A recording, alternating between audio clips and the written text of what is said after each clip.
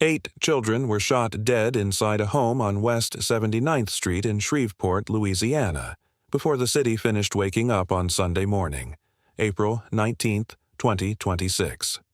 3 boys and 5 girls. The youngest was 3 years old. The oldest was 11. 7 of them shared a father. The 8th was their 10-year-old cousin, Markedon Pugh, who was sleeping in that house because it was his home, too.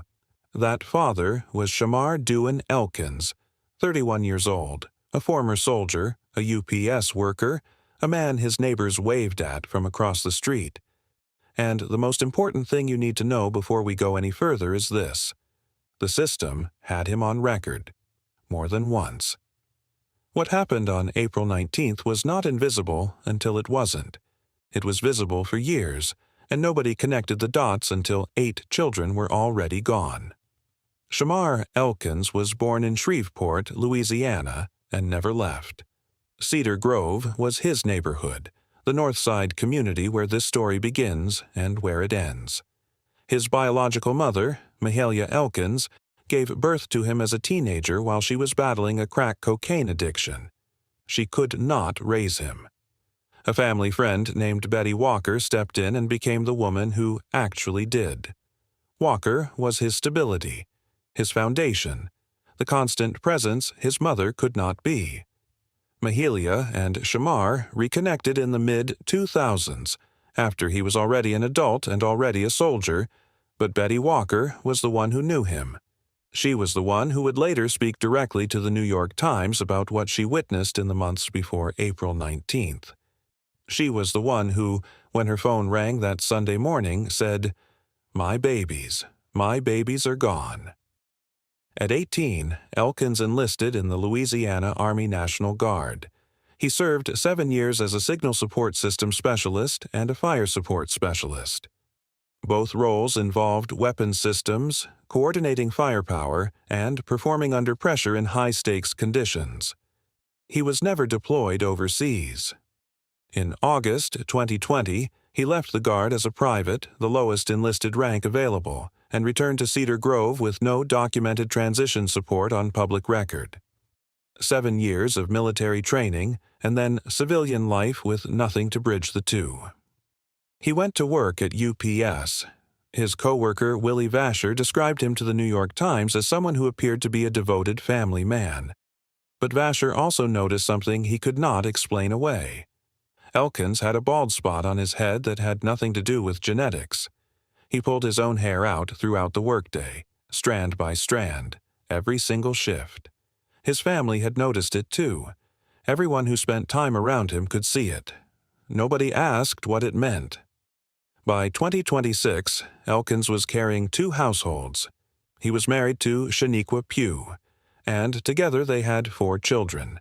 He also had 3 children with Christina Snow, his ex-wife, who lived on Harrison Street, 1 block away from the West 79th Street home he shared with Shaniqua. 2 families separated by a single block. Financial pressure stretched across both. A marriage that was actively dissolving, and a criminal history that most of the people in his life knew nothing about. Shamarr Elkins had at least 2 prior criminal convictions before April 19, 2026. The first was a DWI in 2016. The second is the conviction that changes every single thing about what happened that Sunday morning.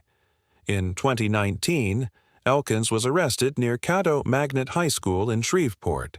According to a police report cited by KTBS, he pulled a 9mm handgun from his waistband and fired 5 rounds at a vehicle while children were playing outside less than 300 feet away.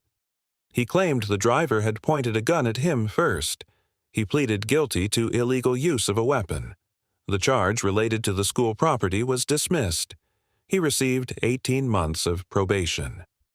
Under Louisiana law, the conviction legally barred Shamarr Elkins from possessing any firearm until at least 2029. Not a suggestion. A hard, legal prohibition on file.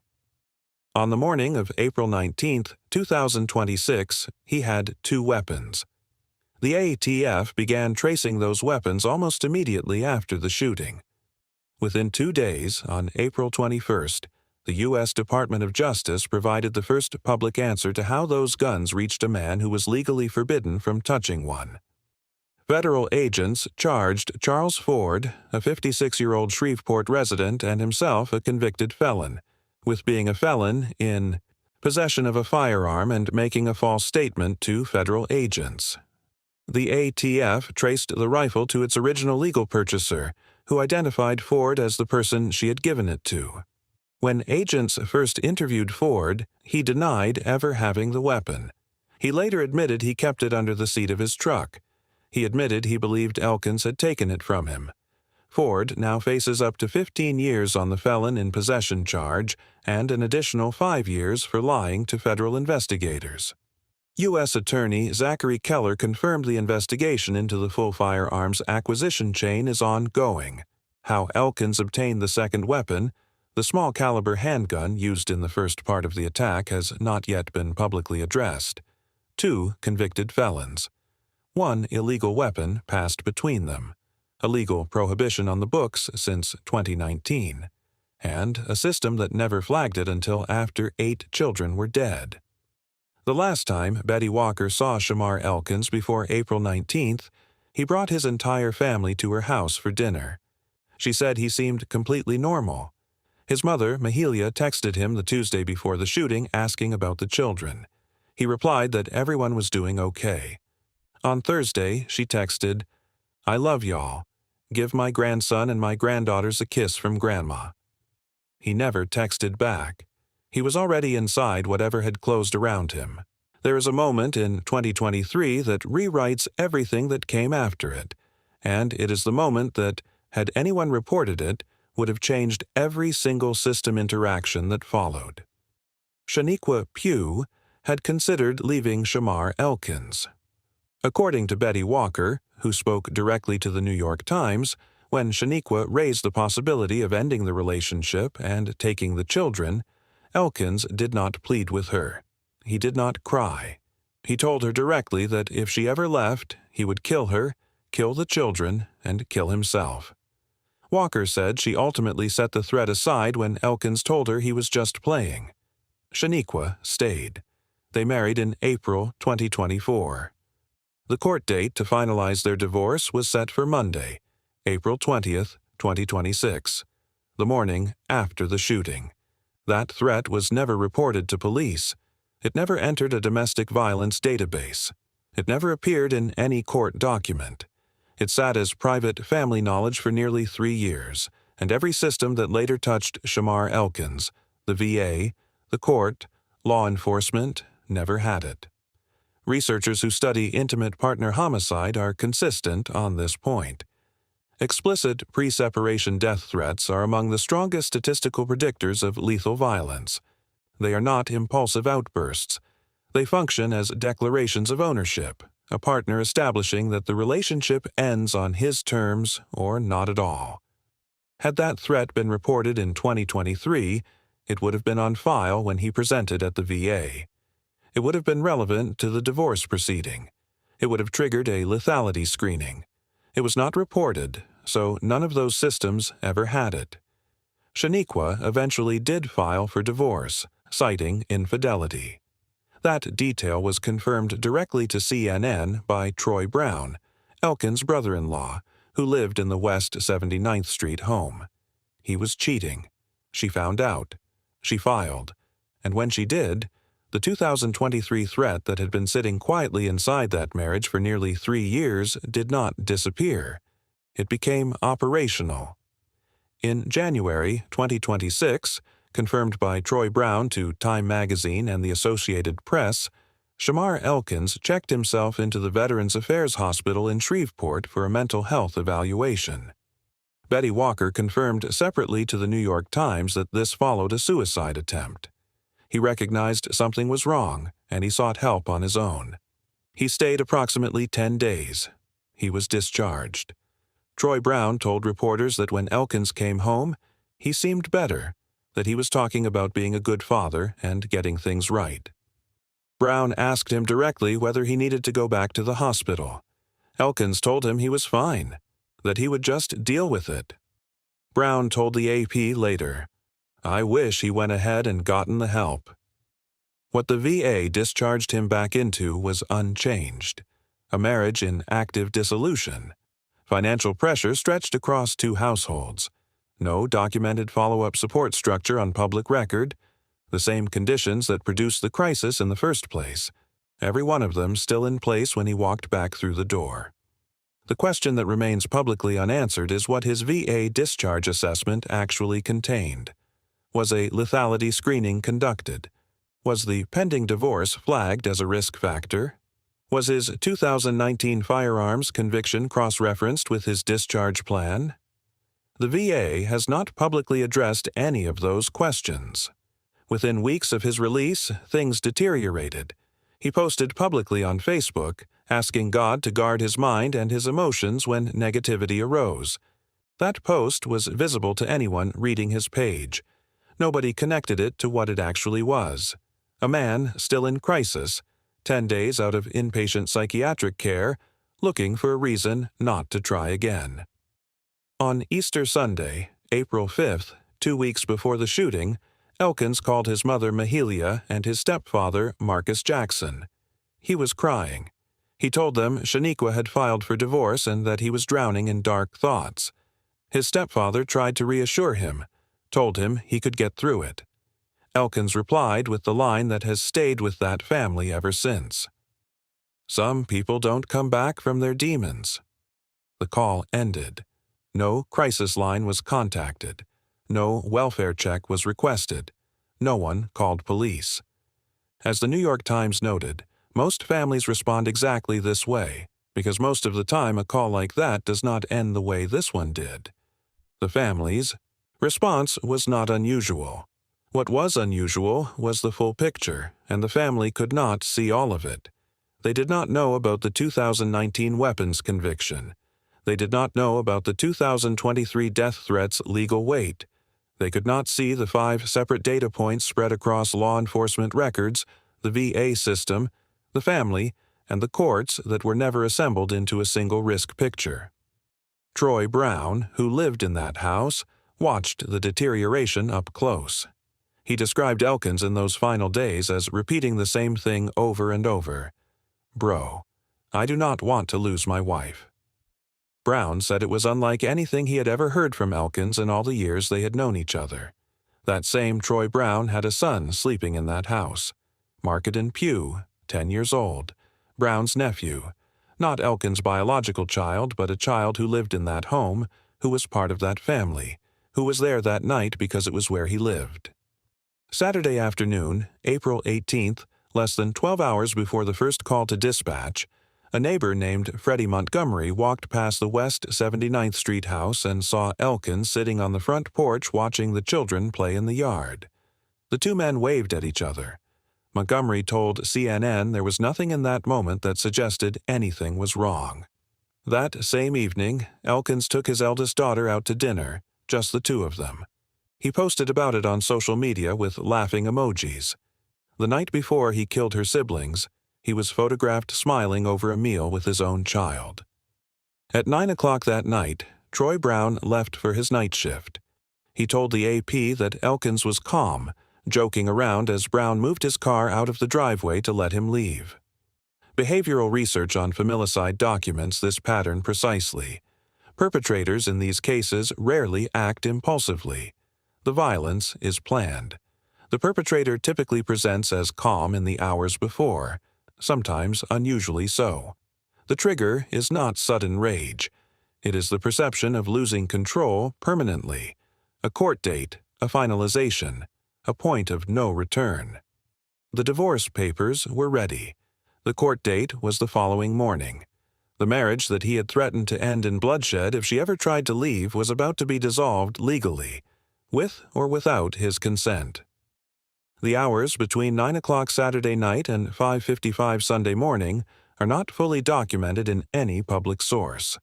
What is confirmed is where he went when those hours ended. At approximately 5:55 in the morning on Sunday, April 19, 2026, Shamarr Elkins arrived at the Harrison Street home of Christina Snow. Christina was his ex-wife, not his girlfriend, a distinction that matters. She was the mother of 3 of his children. She lived 1 block from the house where Shaniqua and the other children were sleeping. He knocked. He shot her 9 times. He took all 3 of her children and drove to West 79th Street. Christina Snow survived. After being shot 9 times, she used Siri to call 911. She was conscious enough to give investigators a full account of what happened at her door before sunrise. As of the most recent confirmed reporting, she is expected to live and has undergone surgery. That fact, a woman shot 9 times who still found a way to call for help, is not a footnote. It is the reason investigators had a second crime scene within minutes. At 5:55, Shreveport police received the first call, a disturbance at the 300 block of West 79th Street. The caller said she was on the roof. The suspect was inside. Someone had been shot. That caller was Keosha Pugh, Shaniqua's sister, who lived in that house. She had gotten herself and her 12-year-old daughter out through the roof while the attack was still happening below them. At 6 o'clock, she advised dispatch that she and her daughter had escaped from the roof and were now in the backyard. At 6:01, officers arrived on scene. At 6:03, they made contact with Keosha at the residence. Both she and her daughter jumped. Both sustained broken bones. Both survived. Keosha made those calls while the shooting was still happening inside the home beneath her feet. Shreveport police spokesperson Chris Bordelon confirmed that most of the children appeared to have been shot in their sleep. Most were shot in the head. 7 of the 8 were found inside the home. The 8th was found on the back roof. Bullet holes were recovered from the rear door of the house, evidence that at least some of the children had tried to get out through the back and did not make it. At 6:07, dispatch received a second call, a shooting on the 500 block of Harrison Street. The caller stated that her boyfriend had shot her and taken her 3 children. At 6:08, she identified the suspect as Shamarr Elkins. At 6:10, dispatch linked Harrison Street to West 79th Street and confirmed they were connected. At 6:15, officers received information that Elkins had carjacked a red Kia Sportage near the West 79th Street address. At 6:17, traffic units on patrol spotted the vehicle traveling southbound on Interstate 49. At 6:18, officers confirmed they were crossing the Red River Bridge into Bossier City. At 6:20, dispatch received information that Christina's 3 children might be inside the fleeing vehicle. At 6:23, officers reported exiting near the Swan Lake area. At 6:25, officers located the injured victims from Harrison Street. At 6:29, officers made contact with Elkins through an exchange of gunfire in the 400 block of Brompton Lane. At 6:40, officers confirmed the vehicle was empty. The children were not inside. At 6:43, officers cleared the West 79th Street residence and confirmed multiple deceased victims inside. At 7:03 in the morning, Shamarr Elkins was pronounced dead at the scene on Brompton Lane. Whether he died from officer gunfire or from a self-inflicted wound has not been officially resolved. A post that circulated briefly on social media, attributed to an account identified as belonging to Michael Mayance, described as a former Army mentor of Elkins, claimed that Elkins arrived at his home, they spoke briefly, and Elkins then shot himself. That post was subsequently deleted. The Shreveport Bossier Advocate confirmed the claim exists but noted the post was removed. Louisiana State Police spokesperson Eddie Thomas confirmed the investigation will not be rushed and that findings will be delivered to the Caddo District Attorney's Office. That question remains officially open. At 7:14, the Shreveport Police Department contacted the Louisiana State Police Investigation Division, and they began deployment to the Bossier City address to investigate the officer-involved shooting. Shaniqua Pugh survived. Her aunt told the New York Times that she sustained gunshot wounds to her face and her stomach and has undergone multiple surgeries. She was in the house when it happened. She lived. 4 separate investigations remain open as of the most recent confirmed reporting. The ATF's full firearms procurement inquiry, the federal prosecution of Charles Ford, the Louisiana State Police officer involved shooting investigation, and the Shreveport Police Department's active motive investigation. None have produced final public findings. The Louisiana Governor's Love One Louisiana Foundation covered all funeral costs for the 8 children. The Community Foundation of North Louisiana launched dedicated survivor funds. Hundreds gathered for a vigil in Cedar Grove, and 2 women remain in recovery while a community tries to find language for something that does not have edges. Now say their names. Jayla Elkins, 3 years old. Shayla Elkins, 5 years old. Braylon Snow, 5 years old. Caleb Pugh, 6 years old. Kadarian Snow, 6 years old. Layla Pugh, 7 years old. Marcaden Pugh, 10 years old. Soraya Snow, 11 years old. 5 girls and 3 boys, all of them killed at West 79th Street before the city of Shreveport finished waking up. Marcaden was not Elkin's biological child. He was Troy Brown's son, Shaniqua's nephew, a 10-year-old boy who lived in that house because it was his home. The system had this man on record twice before that morning. It had a February suicide attempt known to the people who raised him. It had a VA discharge back into an active crisis with no documented follow-up. It had a divorce filing for infidelity with a court date the following morning.